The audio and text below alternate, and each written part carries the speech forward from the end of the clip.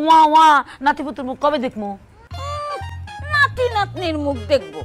নাতি নাতনির মুখ জীবনেও দেখন লাগে না। এই শাহ আলম শোন, তুই যে মেয়ের বিয়া করছস সেই মেয়ের মধ্যে সমস্যা আছে। সেই মাইয়া কোনোদিন মা হইতে পারবো না, তো বানজা। একদম ফালতু কথা কইবেন না। আমার মাইয়ার কোনো সমস্যা নাই, সমস্যা আপনার পোলার মধ্যে। আপনার পোলা আটখুরা, এই জন্য বাচ্চা কাচ্চা হইতেছে না। আমাকে বংশের মধ্যে বিয়ে হওয়ানের 9 মাসের মধ্যে বাচ্চা হয়ে যায়। 9 মাসে হয়েছে? শোনা, আমাগো পরিবারের মধ্যে 8 মাসেও বাচ্চা হয়েছে, এরকম নজিরাও আছে।